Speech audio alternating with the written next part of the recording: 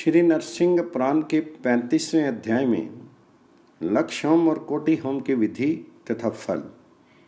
राजा बोले, आहो, आपने श्री विष्णु की आराधना से होने वाले बहुत बड़े फल का वर्णन किया।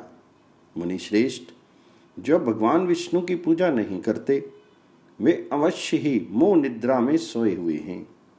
मैंने आपकी कृपा से भगवान नरसिंह के पूजन का ये क्रम सुना। अब मैं भक्तिपूर्वक उनकी पूजा करूंगा। आप कृपा करके लक्ष्य होम तथा कोटि होम का फल बताइए। मार्कंडेय जी बोले, नृप, पूर्व काल में इसी विषय को बृहस्पति जी ने शौनक ऋषि से पूछा था। इसके उत्तर में उनसे शौनक जी ने जो कुछ बताया वही मैं तुमसे कह रहा हूँ।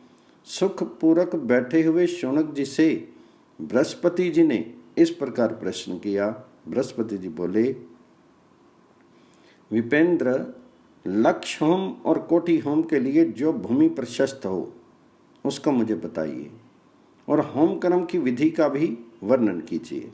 तो मार्कंडेय जी बोले, नृपवर, बृहस्पति जी के इस प्रकार कहने पर शौनक जी ने लक्ष्य होम आदि की विधि का यथावत वर्णन आरंभ किया। शौनक जी बोले, देव पुरोहित, मैं लक्ष्य होम के उपयुक्त विस्तृत भूमि और उसी की शुद्धि का विशेष रूप से यथावत वर्णन करूंगा। आप सुने। यज्ञ कर्म के लिए प्रशस्त भूमि का उत्तम लक्षण संस्कार इस प्रकार है। जो भूमि अच्छी तरह संस्कार की हुई हो, बराबर हो और चिकनी हो, ये सभी बातें हों तो परम उत्तम भूमि है। सभी बातें ना संगठित हों तो पूर्व की भूमि उत्तम है। अर्थात चिकनी की अपेक्षा बराबर भूमि अच्छी है और उससे भी सुसंकृत भूमि उत्तम है। ऐसी उत्तम भूमि को उरु अर्थात कमर पर्यंत खोद करके उसका विशेष रूप से गंगा जल एवं पंचगव्य छिड़क करके शोधन करें और कुंड के बाहर सज्जता के लिए मिट्टी तथा गोबर डाल करके लिपाएं। कुंड सब ओर से 1 हाथ लंबा, उतना ही चौड़ा होना चाहिए। यही कुंड का लक्षण है। 1 हाथ का सूत लेकर उसी से माप करके चारों ओर से बराबर और चकोर कुंड बनाना चाहिए। कुंड के ऊपर सब ओर से बराबर और खूब विस्तृत मेखला बनावें। उसकी ऊंचाई भी 4 अंगुल की ही हो और वह सूत से परिवेष्टित हो।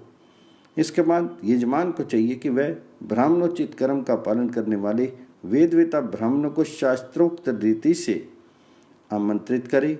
यजमान और उन ब्राह्मणों को 3 रात्रि तक विशेष रूप से ब्रह्मचर्य व्रत का पालन करना चाहिए। यजमान 1 दिन और 1 रात्रि उपवास करके 10,000 गायत्री का जप करे। हवन आरंभ होने के दिन विप्रगण भी स्नान करके शुद्ध एवं श्वेत वस्त्र धारण करें। फिर गंध पुष्प पर माला धारण करके पवित्र, संतुष्ट और जितेंद्रिय होकर भोजन किए बिना ही कुश के बने हुए आसन पर एकाग्रचित से बैठे। तदंतर वे यत्नपूर्वक निरालस्य भाव से हवन आरंभ करे। पहले ग्रह सूत्रोक्त विधि से भूमि पर कुशों से देखा करके उसे सींचे। वहाँ यत्न से अग्नि स्थापन करें। फिर उस अग्नि में हवनीय पदार्थों का होम करें। सर्वप्रथम आधार और आज्य भाग, ये 2 होम करने चाहिए।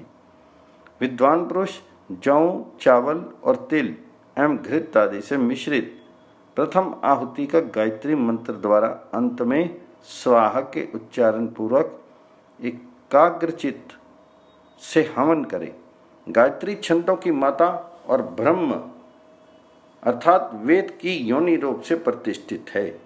उनकी देवता सविता हैं और ऋषि विश्वामित्र जी हैं। इस प्रकार गायत्री का विनियोग बताया गया।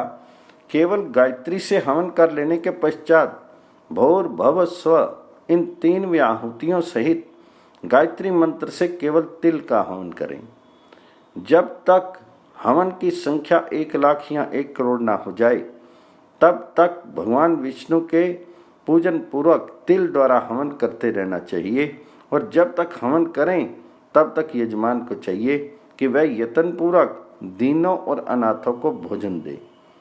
हवन समाप्त होने पर ऋतिज्ञों को श्रद्धापूर्वक लोभ त्याग करके यथोचित दक्षिणा दे।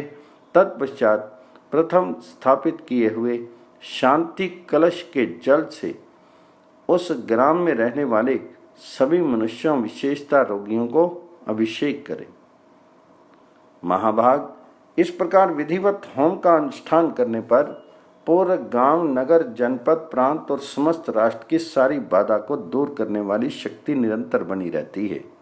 मार्कंडेय जी बोले, नृपनंदन, इस प्रकार शौनक मुनि का बताया हुआ लक्ष्य होम विधि का अनुष्ठान जो समस्त राष्ट्र में शुभ शांति प्रदान करने वाला है, मैंने तुम्हें बतलाया।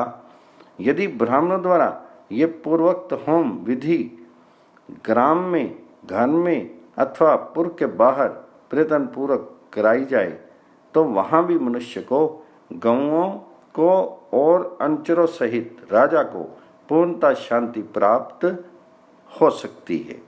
इस प्रकार श्री नरसिंह पुराण में लक्ष्य होम विधि का वर्णन नामक 35वां अध्याय पूर्ण हुआ।